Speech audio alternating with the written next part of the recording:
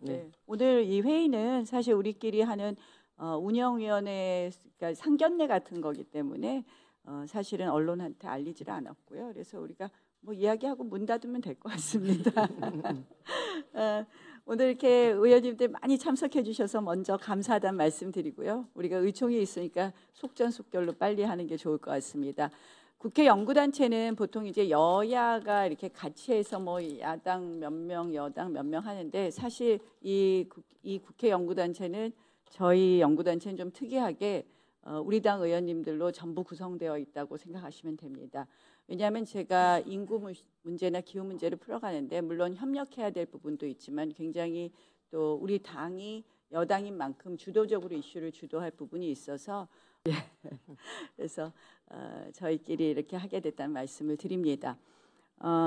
사실은 뭐 오늘도 인구 문제에 관해서 저출생 예산 47조 어디다 썼나 봤더니 이상한 데 썼다 이러는데 이게 그동안 10년 동안 반복된 일입니다. 380조 어디다 썼나. 예전에 제가 2016년에 국회에서 저출산 대책 특위위원장을 했었습니다. 2016년에. 그래서 그때 보니까 무슨 CCTV 예산을 갖다가 저출산 예산으로 해서 왜 이런 걸로 했냐 그랬더니 밤길이 안전해야지 아이를 잘 낳는다고 그런 답변을 행안부 장관이 나와서 하던 그런 시절인데 지금도 달라진 것이 없죠. 그래서 사실은 OECD 가족 지원 예산 항목으로 보면 우리가 턱없이 지금 OECD 평균보다 모자릅니다. 그래서 이런 뭐 작년에 한국은행에서 굉장히 좋은 뭐 예산 지표가 나왔다. 그것도 아침에 조선일보 사설에 나왔는데 우리가 좀 이런 부분부터 짚어볼 일이 많다 국회에서 그런 이야기를 드릴 수 있고 기후 문제는 사실은 뭐 올해도 제일 덥다. 올해 여름이 제일 덥다고 하는데 아마 그런 뉴스가 해마다 갱신이 되는 그런 이제 기후 문제가 되었는데 제가 이제 국회에 원래 기후 포럼이 하나 있습니다.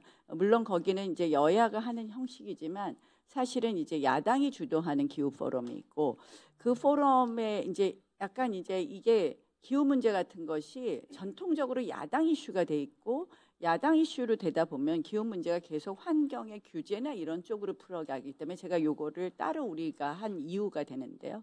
사실은 기후 문제를 환경의 규제 문제나 생태 문제로만 볼 것이 아니라 결국 기후 문제를 뭐 산업의 문제하고 연관해야 되는 것은 잘 아실 겁니다. 그래서 인구나 기후 문제는 어떻게 보면 대한민국의 지속 가능한 대한민국을 위해서 가장 중요한 이슈이고 또 그리고 그런 것에 뒷받침해서 이제 내일 과학기술에 관해서 우리가 새로운 미래의 비전을 제시해야지 대한민국의 미래를 책임지는 우리 여당이 되지 않을까 이렇게 생각을 해서 인구, 기후, 내일 이렇게 해서 과학기술 분야까지도 저희가 나눠서 논의하려고 합니다. 그래서 오늘 좀 논의를 해야 될 것은 저희가 전통적으로 이제 국회 연구 포럼에서 하면 같이 해서 입법을 하는 것이 하나 있을 것이고요.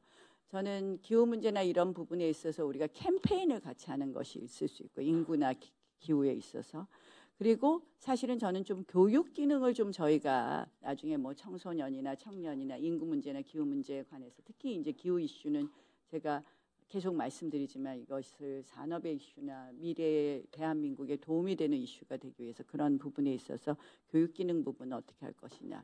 그리고는 또 앞으로 뭐 기후에 관련해서는 잘 아시다시피 우리 캅20 올해가 29이 될 것 같습니다. 올해는 아제르바이잔에서 회의를 하는데요. 작년에는 두바이에서 했고 그 전에는 이집트 샤르멜-셰이크에서 했는데요. 이런 국제 회의 같은데 우리가 참여하거나 이래서 어떤 목소리를 낼 수 있느냐 이런 부분까지도 같이 고민해야 될 것 같습니다. 그래서 이런 거 잘하면 대한민국이 이제 G7이 아니라 G5 국가도 될 수 있지 않나 이렇게 생각을 하면서 우리 당이 좀 국민들에게 꿈을 줄 수 있는 그런 논의를 할 수 있는 이런 좋은 포럼이 되었으면 하는 생각이고요. 제가 보니까 우리 의원님들이 전부 다 눈이 반짝반짝하시고 열정이 이렇게 대단하신데 이 말도 안 되는 국회 상황으로 정말 일하지 못하고 있는 것이 굉장히 안타까울 거 아닌가 이런 생각을 합니다.